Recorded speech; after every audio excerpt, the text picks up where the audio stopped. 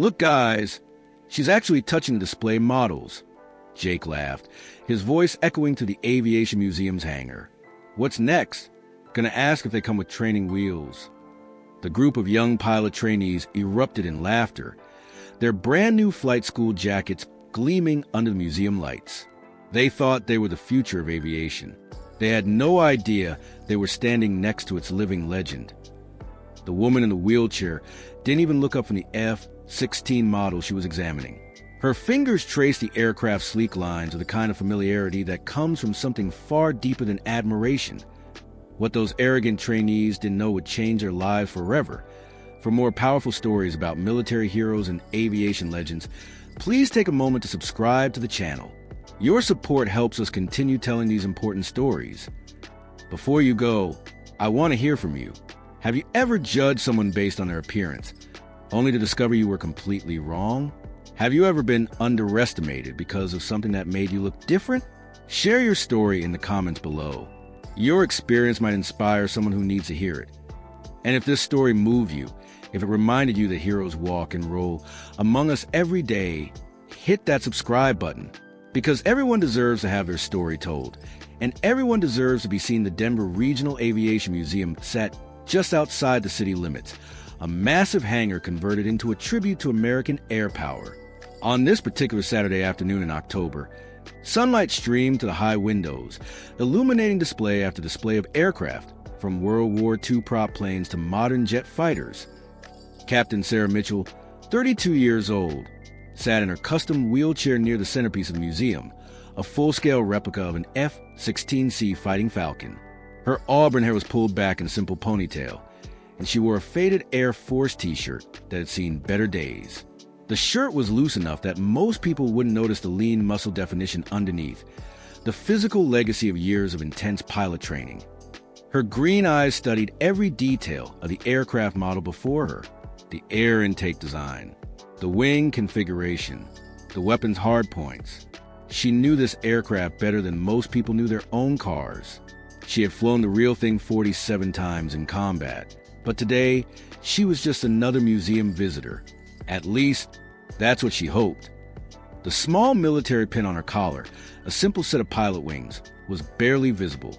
She'd learned over the past 2 years to dress down, to blend in, to avoid the questions and the stares and the uncomfortable conversations that came with being a decorated combat pilot in a wheelchair. The piece of the museum shattered at 2:15 p.m. when the automatic door slid open with a hydraulic hiss. 5 young men entered with the swagger of people who believed the world owed them attention.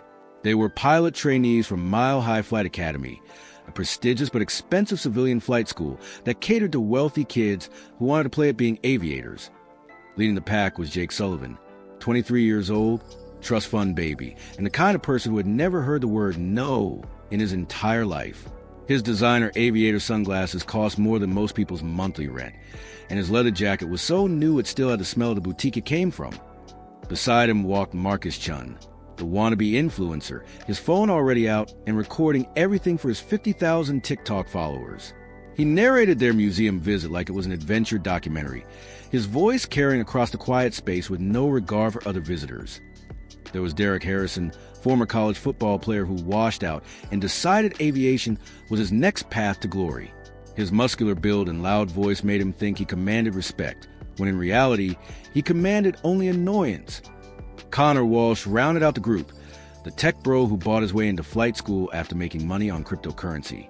He treated aviation like another hobby, another trophy to collect. And finally, there was Ryan Cooper, the quietest of the group, but equally entitled. He came from a military family and constantly used his father's Navy career as a credential, despite never having served himself. Their flight instructor, David Morrison, trailed behind them, a retired Air Force pilot in his late 50s who had left the service under circumstances he never liked to discuss. Now he ran overpriced training programs for rich kids and spent most of his time inflating their egos instead of teaching them humility. "Gentlemen," Morrison announced loudly, "this is where real aviation history lives. Not in your flight simulators. Not in your training aircraft. Here." Jake was the first to notice Sarah. His eyes locked onto her wheelchair, then traveled up to her face, and a smirk formed on his lips. "Hey, Marcus, Check it out, he said, not even attempting to lower his voice. They're really letting anyone into these exhibits now, huh? Marcus swung his phone towards Sarah, capturing her on video without permission. Dude, that's cold. But seriously, what's she even doing here? This is aviation history. Like, for people who can actually fly. Sarah's jaw tightened, but she didn't turn around. She'd dealt with ignorance before. Usually, it was easier to just ignore it and leave. But something about this group's entitled arrogance made her stay rooted in place. Derek walked closer, his heavy footsteps echoing on the polished floor. Ma'am, are you lost? The civilian aircraft section is on the other side. You know, propeller planes, small stuff. This area is pretty technical. Sarah finally turned her wheelchair to face them. Her expression was calm, but her eyes held a sharpness that should have warned them they were making a mistake. I know exactly where I am, she said simply, her voice carrying the quiet authority of someone who had commanded life-and-death situations. Oh, she talks. Jake laughed, elbowing Marcus. And she's got attitude, too. That's cute. Connor stepped forward, pointing at the F-16 model. Do you even know what this is? It's an F-16 Fighting Falcon, one of the most advanced fighter jets in the world. It takes years of training just to sit in one. Sarah's eyes moved to the aircraft, and for just a moment, something flickered across her face. Memory, loss, pride. I'm aware, she said quietly. Aware? Ryan scoffed. Lady, no offense, but this is exactly wheelchair accessible, if you know what I mean. These aircraft require perfect physical condition, lightning-fast reflexes, and the ability to withstand extreme G-forces. The words hit Sarah like a punch to the gut, but she maintained her composure. I understand the requirements. Morrison finally intervened, but not in the way Sarah hoped. Gentlemen, leave the young lady alone. She's probably just a fan. Nothing wrong with that. His tone was patronizing, dismissive, treating Sarah like a child who had wandered into the grown-up section. A fan, Jake repeated, his laughter cruel. Yeah, I'm sure she's got posters on her wall and everything. Marcus moved closer with his phone, zooming in on Sarah's face. This is going to be great content. Aviation fangirl gets schooled by real pilots. You're not real pilots, Sarah said, her voice still calm but with an edge now. You're trainees. There's a difference. Silent for a moment. Shocked that their target had pushed back, Jake's face flushed red. Excuse me? Do you know how many flight hours I have? I'm guessing less than 100, Sarah replied, her eyes moving to the brand new patches on his jacket, based on your training status patches. 200, actually.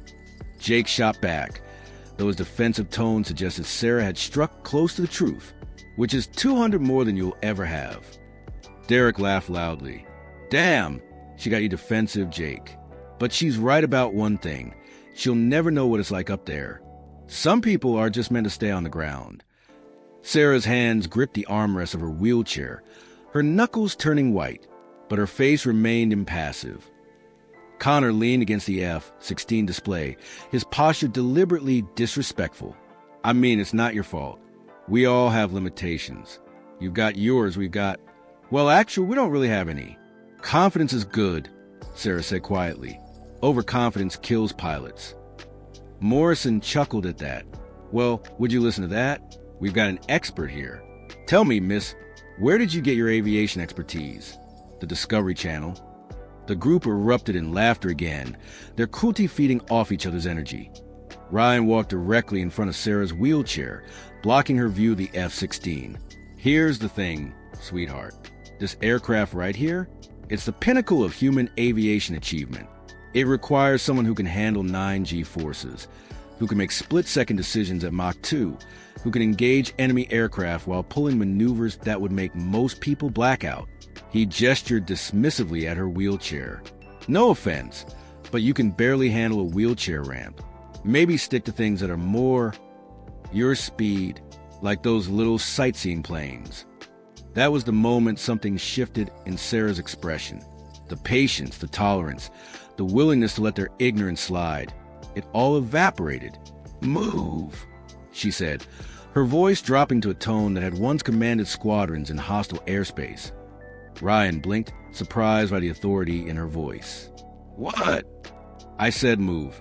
You're blocking my view of my aircraft. The possessive pronoun hung in the air like a challenge.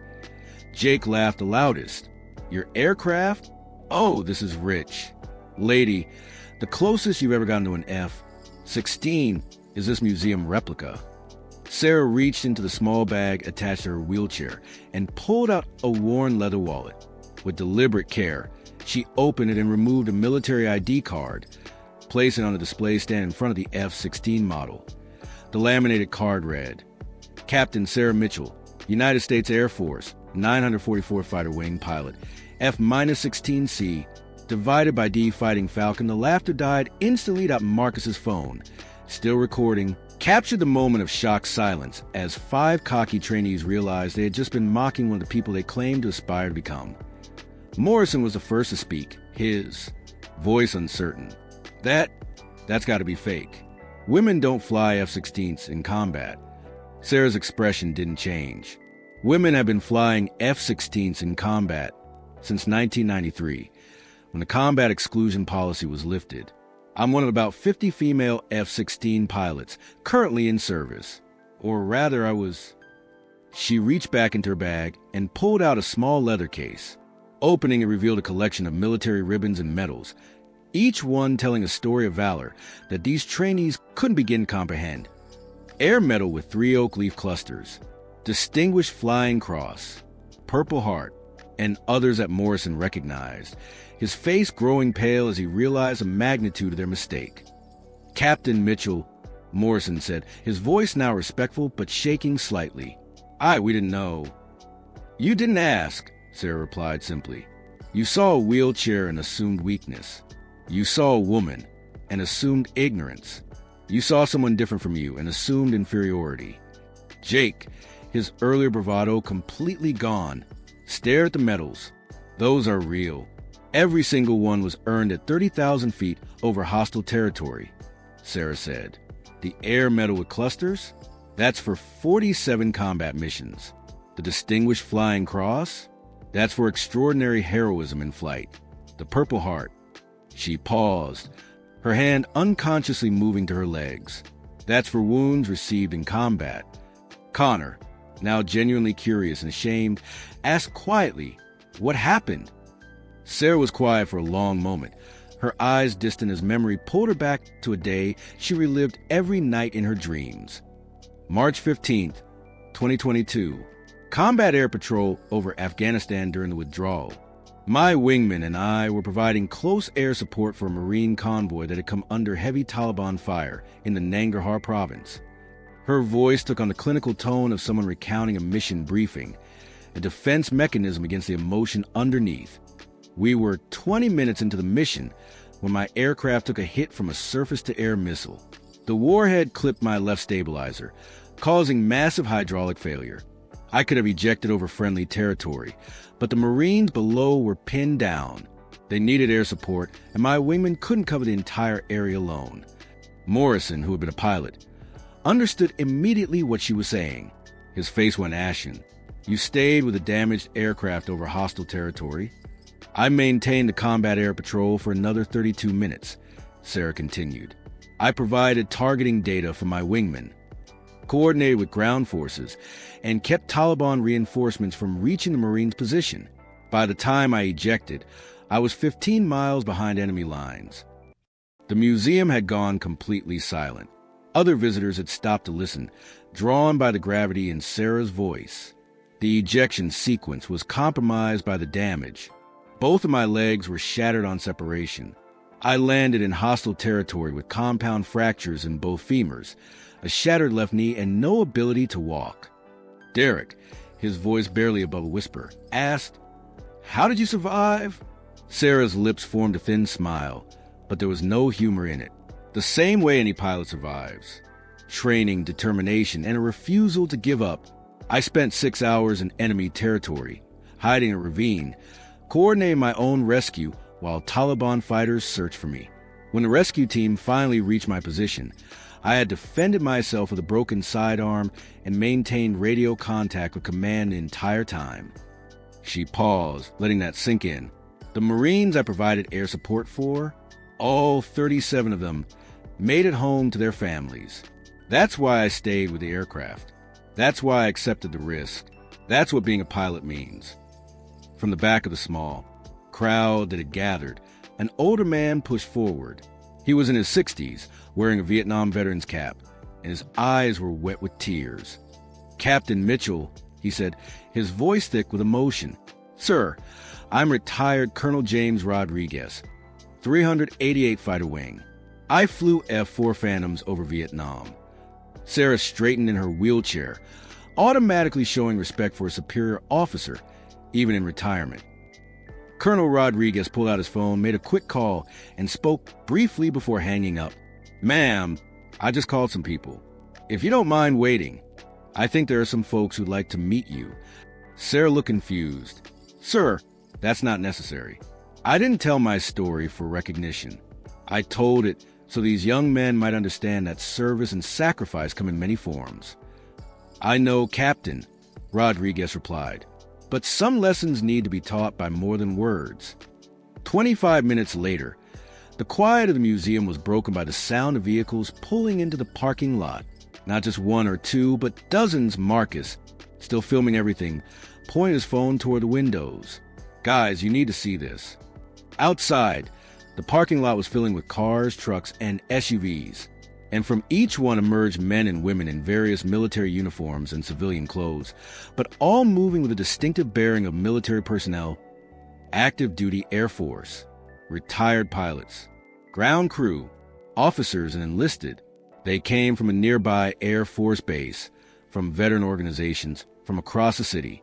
More than 60 people all responded to Colonel Rodriguez's call, and they were all coming into the museum. The doors opened and they filed in with military precision, forming up in the main hangar around Sarah's position. Some wore dress uniforms. Others wore flight suits. All of them wore the insignia of pilots, navigators, and aircrew. The front of the group was a woman in a flight suit, her rank insignia identifying her as a lieutenant colonel. She walked directly to Sarah and saluted crisply. "Captain Mitchell, ma'am. Lieutenant Colonel Jennifer Hayes, 944th Fighter Wing. I served as your squadron commander before your medical retirement. It's an honor to see you again." Sarah returned the salute from her wheelchair, tears now visible in her eyes. "Colonel Hayes, I didn't expect. We never leave our pilot behind, Captain," Hayes replied. When Colonel Rodriguez called and said one of our finest was being disrespected, the entire wing mobilized. "We're here because you're family. You're one of us, and we protect our own." Jake, Marcus, Derek, Connor, and Ryan stood frozen, suddenly surrounded by more than 60 military personnel, all standing in silent support of the woman they had mocked. Colonel Hayes turned to face the 5 trainees, her expression hard. "You 5, step forward." They did reluctantly, like children called to the principal's office, names and flight school. Hayes commanded. They stammered out their information. Their earlier confidence completely evaporated. "Here's what you need to understand," Hayes began, her voice carrying the authority of someone who had led combat missions. "Captain Mitchell isn't just any pilot. She's one of the finest combat aviators to ever fly the F-16. She has more flight hours in hostile airspace than all 5 of you will accumulate in your entire civilian aviation careers combined." She gestured to the assembled military personnel. "Every person in this hangar, pilots, navigators, ground crew, support staff, we all know what it takes to earn those medals. We know what it costs. And we know that Captain Mitchell paid a price that most of us never had to pay." A younger pilot, a first lieutenant, stepped forward. "I was one of the Marines in that convoy Captain Mitchell protected. Staff Sergeant Rodriguez, Marine Corps, now First Lieutenant Rodriguez, Air Force. I switched branches because of her, because she showed me what it means to put the mission and your people above your own safety." Another voice from the crowd. "I was her wingman that day. I watched her fly a damaged aircraft for 32 minutes, providing targeting data and coordinating strike packages while hydraulic fluid leaked and her control surfaces failed. I've never seen piloting skill like that before or since."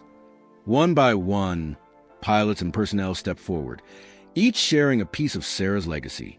The lives she'd saved, The mission she'd flown, the standard she'd set, the respect she'd earned. Morrison, the flight instructor, looked like he wanted to disappear into the floor. His own Air Force career, cut short by a desk job after he failed his medical recertification, seemed suddenly very small compared to the decorated combat pilot he'd helped his students mock. Jake was the first to break. He stepped forward, tears streaming down his face, and dropped to one knee in front of Sarah's wheelchair. "Captain Mitchell, ma'am, I don't have words for how sorry I am. I was cruel, ignorant, and everything that's wrong with entitled civilians who think they know anything about service." His voice cracked. "My grandfather was a pilot in Desert Storm. If he knew what I did today, he'd be ashamed of me. I'm ashamed of me."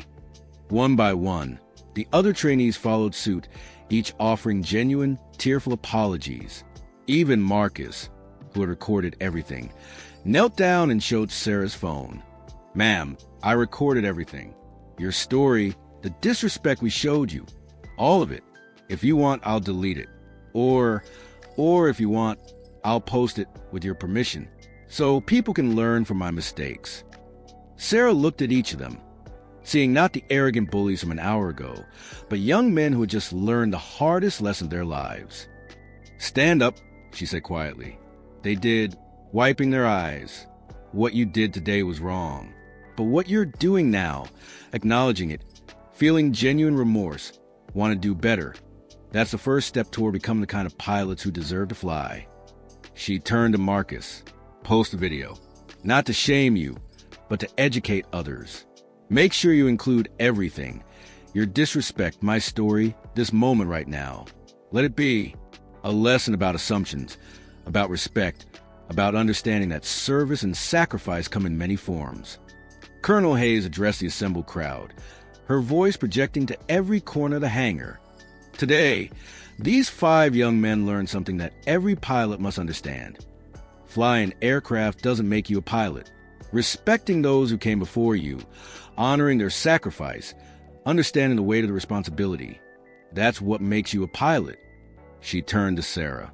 "Captain Mitchell represents the best of us, not because she flew combat missions, though she did that with distinction, not because she was wounded in action, though she bears those scars with honor, but because even after everything she lost, her career, her ability to fly, her physical mobility, she chose to live with grace, dignity, and humility." A younger female pilot, an ensign who couldn't have been more than 25, stepped forward shyly. "Ma'am, I'm about to start F-16 training. I'm the only woman in my class. Sometimes I wonder if I belong. But seeing you, hearing your story, thank you for showing me that I do." Sarah smiled warmly at her. "What's your name, Ensign?" "Ensign Patricia Gomez, ma'am." "Ensign Gomez, you belong anywhere you earn the right to be. Your gender doesn't determine your capability. Your determination, skill, and dedication do. Fly well, fly safe, and never let anyone tell you that you don't belong in that cockpit." Colonel Rodriguez stepped forward, carrying a plaque that someone had clearly rushed to create. It read, "Captain Sarah Mitchell, USAF Phoenix Rising, 47 combat missions, Distinguished Flying Cross, Purple Heart, a true American hero, Captain Mitchell." Rodriguez said formally. "The Denver Regional Aviation Museum, in partnership with the United States Air Force, would like to formally request that you accept this plaque and allow us to create a permanent display telling your story. Future generations of aviators need to know about pilots like you." Sarah's eyes filled with tears. She'd never sought recognition, never wanted to be held up as an example. She'd just done her job, made her sacrifice, and tried to live with the consequences. But looking around at the faces of the military personnel, the young trainees whose lives had just been changed, the museum visitors who had witnessed this entire exchange, she realized that her story mattered, not for her ego, but as a lesson, as inspiration, as proof that heroes come in many forms. "I accept," she said quietly, "on one condition." "Name it Captain," Rodriguez replied. "The display includes all 63 F-16 pilots who flew combat missions during that deployment. I was just one of many. We all served. We all sacrificed. Some gave more than others, but we all deserve to be remembered. The assembled pilots erupted in applause, the sound echoing to the hangar like a standing ovation at the end of a perfect flight. The video that Marcus posted went viral beyond anyone's expectations. 20 million views in the first week. Major news networks picked up the story. Sarah Mitchell became a household name, though she still insisted she was just a pilot who did her job. But the real impact was quieter, more personal. Jake Sullivan quit the Mile High Flight Academy and enlisted in the Air Force. He's currently in officer candidate school, working harder than he's ever worked in his life, driven by a desire to earn the right to call himself a pilot. Marcus Chin uses his platform now to share veteran stories, giving voice to those who served and sacrificed. His follower count has grown to 3 million, but he measures his success differently now, by the number of people he educates, not entertains. Derek Harrison became a volunteer at the VA hospital, working with wounded veterans, particularly those struggling with mobility issues. He's studying to become a physical therapist, wanting to help others overcome the challenges Sarah faces every day. Connor Walsh sold most of his cryptocurrency portfolio and donated it to veteran organizations that help disabled vets transition to civilian life. He still flies, but now he does it with humility and respect for those who flew before him. Ryan Cooper finally enlisted, following his father's footsteps, but with a new understanding of what service really means. He writes to Sarah regularly, updating her on his training, seeking her advice, and thanking her for teaching the most important lesson he's ever learned. David Morrison, the flight instructor, retired from teaching. He couldn't face his students after that day, knowing that he'd enabled their cruelty. But he volunteers now at the Aviation Museum, giving tours and telling Sarah's story to every visitor who will listen. And Sarah? She accepted a position at the Air Force Academy, teaching aerospace studies and mentoring young cadets. She rolls through those hallways in her wheelchair, and every cadet she passes straightens up. Not because they have to, but because they want to, because they know they're in the presence of a true warrior. The display at the Denver Regional Aviation Museum is now one of its most visited exhibits. It features Sarah's story alongside the stories of all 63 F-16 pilots from her deployment. But centered in the display is a quote from Sarah herself.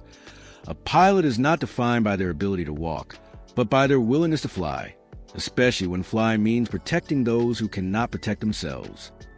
On a clear Saturday afternoon, Sarah sits in her usual spot at the museum, in front of the F-16 display.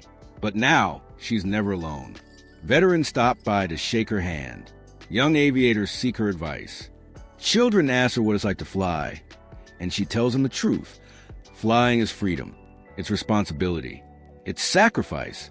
It's the greatest privilege a person can have that a young girl, no more than 8 years old, wheels up beside her in a wheelchair of her own. She looks up at Sarah with wide eyes. "Are you really a pilot?" the girl asks. Sarah smiles, the kind of smile that carries both sorrow and joy, loss and hope. "I was," she replies, "and I always will be, because being a pilot isn't about what your body can do. It's about what your spirit is willing to risk." The girl looks at the F-16 model, then back at Sarah. "Do you think I could be a pilot someday?" Sarah reaches out and takes the girl's hand. "Sweetheart, if you're willing to work hard enough, to learn enough, to be brave enough, you can be anything you want to be. Your wheelchair doesn't define your limits. Your determination does." As the sun sets through museum windows, casting golden light on the F-16 display, Sarah sits surrounded by the future generation of aviators, all of them learning the lessons she paid so dearly to teach. True heroes rise not despite their challenges, but because of them. And sometimes, the greatest flight a pilot ever takes is the one that happens after they can no longer fly.